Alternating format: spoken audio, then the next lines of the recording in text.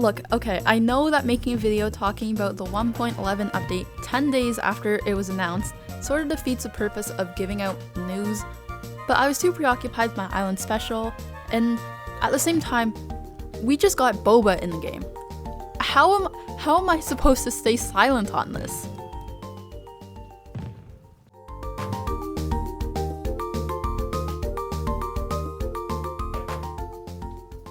So here's a quick rundown. On July 29th, update 1.11 was released. It's a pretty small update. You know, it's not like we got a new game mechanic or a date confirmation that Brewster and Roost is gonna release, which I'll also get back to later. But I'm still happy with this update.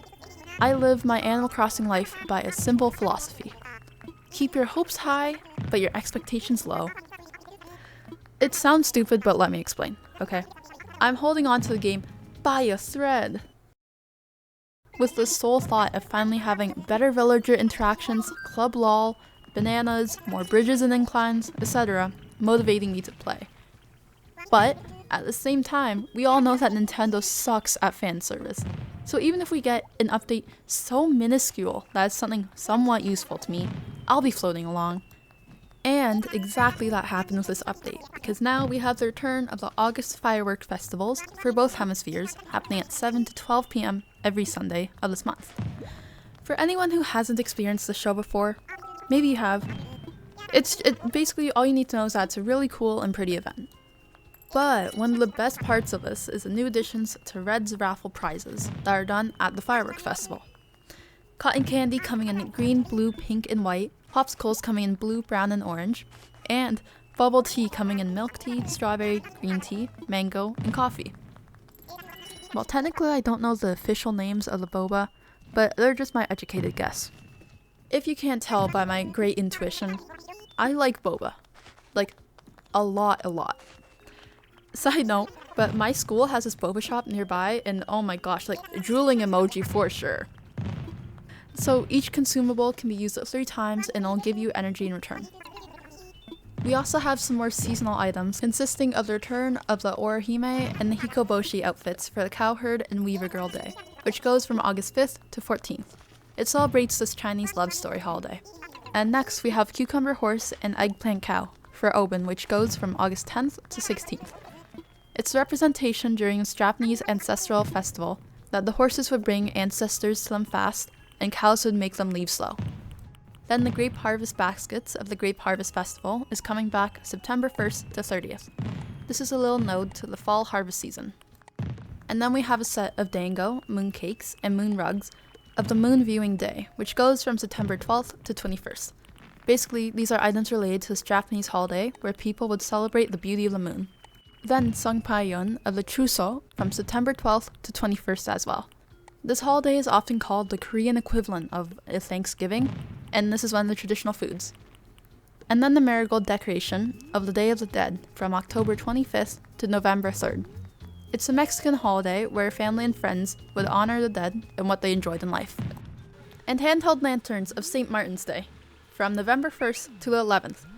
Children would carry paper lanterns during this German holiday, and in Animal Crossing, it comes in 6 variations. There's stars, moon, stained glass, sun, geese, and leaves. And last but not least, we have Shitose Ame of Shichigo-san from November 11th to the 20th. These are used in Japanese rituals that are held for early use.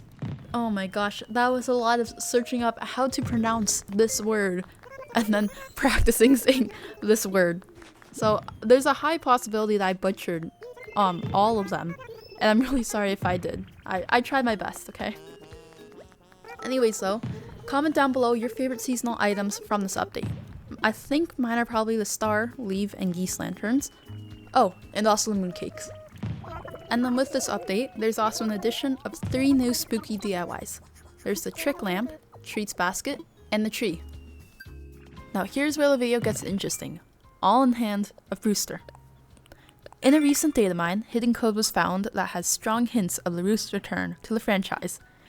An article reads, first of all, a camera parameter change was made to the code reference IDR Museum Cafe in version 1.11, which is this one. This follows additions in the previous version 1.10 update where new camera settings for IDR Museum Cafe were just spotted. as well as a new reference to a third type of museum entrance known as IDR Museum Entrance 3.